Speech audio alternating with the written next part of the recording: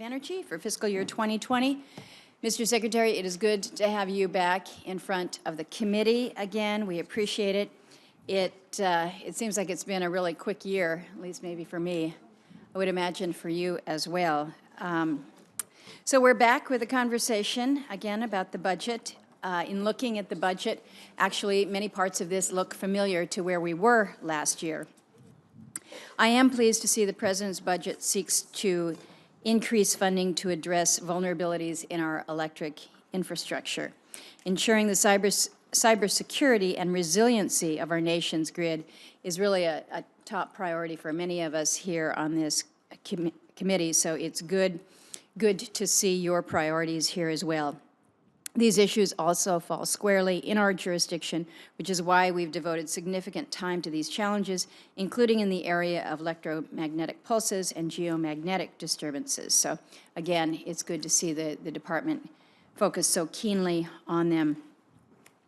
Well, I do appreciate many parts of this budget. There are other parts that I will disagree with. It seems like we always get to the disagreeing part of it rather than the things that we do agree on.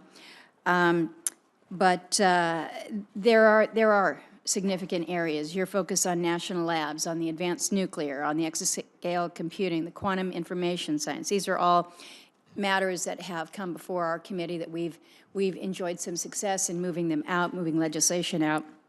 So these are certainly areas of support.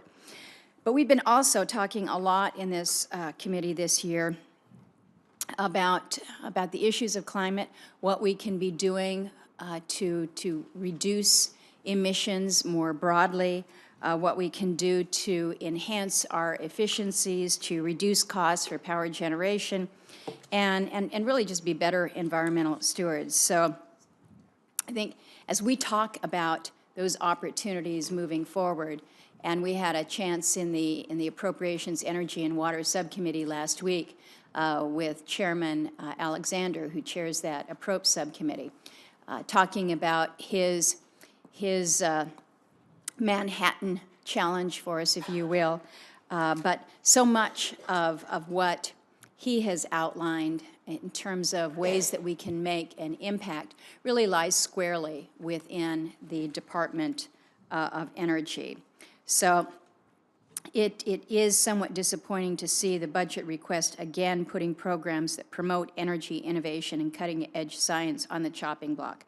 I know many of my colleagues share the disappointment in the request to eliminate ARPA-E, a program that brings the private sector together with the national laboratories and the universities to bridge the valley of death for emerging energy technologies. Your budget request also eliminates both the Weatherization Assistance Program and the state energy programs. And I'll get a little parochial here because these are so important to a state like mine.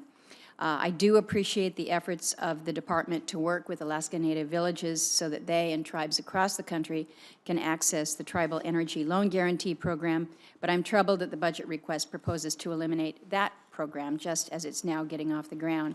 And these are the types of programs that help Alaskans as they are addressing the high energy prices, really the highest energy prices in the nation. And Mr. Secretary, when you were with me in the state, when we had an opportunity to go to Kodiak and to Old Harbor, you saw firsthand how these challenges that we face, I think, challenge us to be more innovative and to seize on some of the innovation opportunities that we're working to advance. You saw an electric grid powered by nearly 100% renewable energy in Kodiak, and then you saw the first stages of small hydro there at Old Harbor. And these are not only part of Alaskans' effort to reduce greenhouse gas emissions, they also reduce the high cost of diesel fuel, which again you saw firsthand, so that residents can stay in their communities and open up new economic opportunities. And it's communities like these spread all over our country that stand by ready to innovate and transition to a cleaner energy future. But they need our help, and they need the help of the Department of Energy. Programs like those proposed for elimination and offices like the Office of Indian Energy are vital to our future and our ability to move forward. We all know that we need to make responsible cuts to the budget, but we don't want to forget the critical role that innovation plays for us in helping to create jobs, boost economic growth, increase competitiveness, and strengthen our long-term security. So upon initial review and without all the details of the budget, I do have some concerns about the proposals. I've outlined a couple, but I also recognize that this is a starting place. This is where we begin the conversation about your priorities, about the President's priorities, and the priorities of those of us here. And that from here, it's incumbent on all of us to seek that common ground and areas for compromise. So I look forward to our discussion and then moving forward after this. And again, Mr. Secretary, I appreciate a great deal your leadership and being here this morning.